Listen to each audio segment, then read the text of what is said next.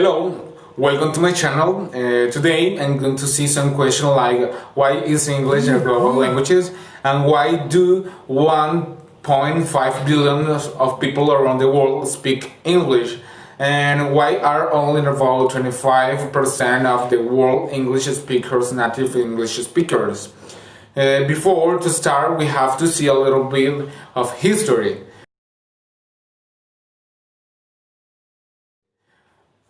Okay, after evolving for almost a millennium in the British Isles, English spread throughout the world and by sailors, soldiers, pilgrims, and merchants and missionaries of the British Empire. Before the introduction of any linguistic policy, English has already reached all corners of the planet. The English Puritans were not the only European. Europe to arrive in North America. Spanish, French, Dutch, and German also spoke widely in the following centuries. All languages were consolidated by the waves of European immigrants.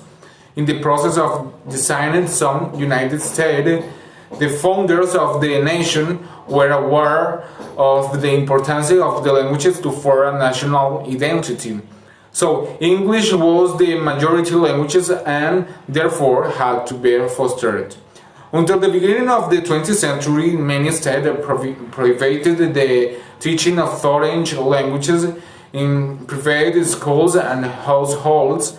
The Supreme Court of the USA it annulled such restriction on private teaching languages in 1923.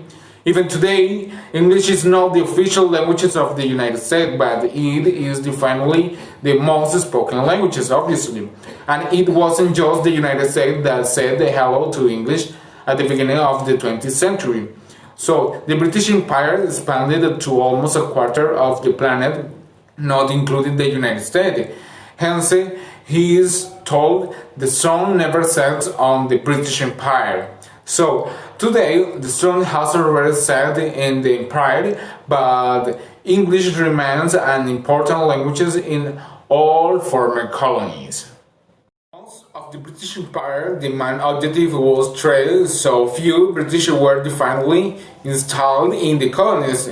This explains why English didn't manage to master the colonies of Asia and Africa, where it was the languages of business, administration and education, but no languages of people.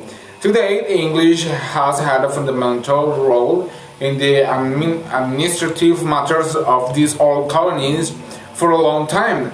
Access to English meaning he has access to education, for example, in missionary school in Africa or in the first universities or in India. As a result, an Anglo-planned elite was created in some of the most populated countries in the world, and the elites are expert in self-preserve. After independence, many countries became officially multi-generation, but the various groups needed languages to communicate with each other and with other nations. Once again, English was the protagonist. Now, English is the dominant language or officially in 75 territories, a direct legacy of the British Empire. In the countries where the largest colonies were formed, such as Australia, Canada and the USA, the languages and native culture were conducted to almost extinction by the preponderance of English. Europe was in a process of reconstruction in the years after 1945. United States experienced an incredible expansion. USA company flourishing where the British East India Company had been centuries before, leading English to the world as a commercial language. The great influence of American companies combined with linguistic legacy left by the British Empire made the English number one of international trade in 19th century. Currently, all the best business schools in the world impact in their programs in English, English is now the most alleged language spoken in 19 of the 25 member states of the European Union, in which it is not an official language.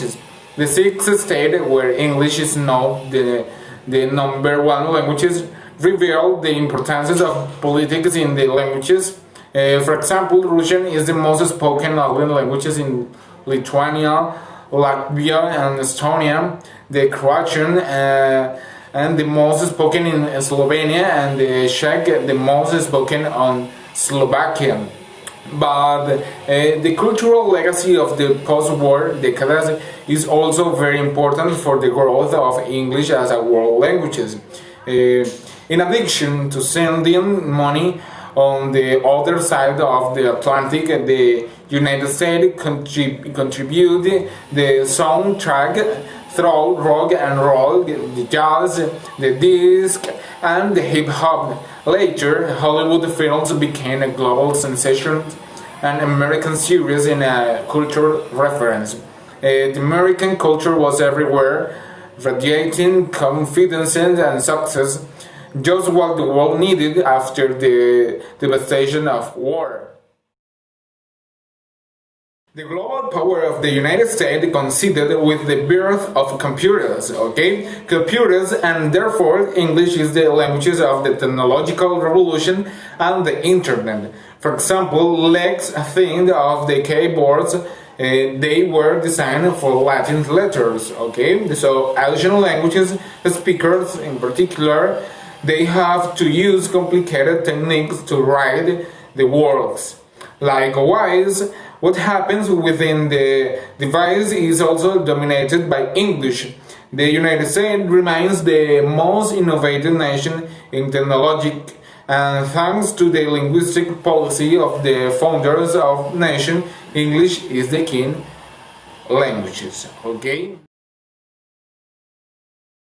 Finally, we can say that some suggests that English became omnipresent because it is easy to learn or because it is quite flexible, but a look at the past allows us to see that this is irrelevant.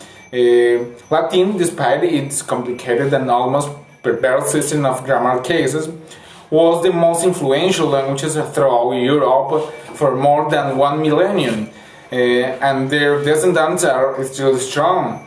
People learning Latin for the same reason that learn English now. Yes, to get ahead in life and access the knowledge. Even now, Latin is spoken by priests and scholars. Languages and borders change over time, but it is very likely that English will remain the number one during our life. Okay, my dear followers, I hope you like this video. If you like it, leave your comments below. Thank you very much.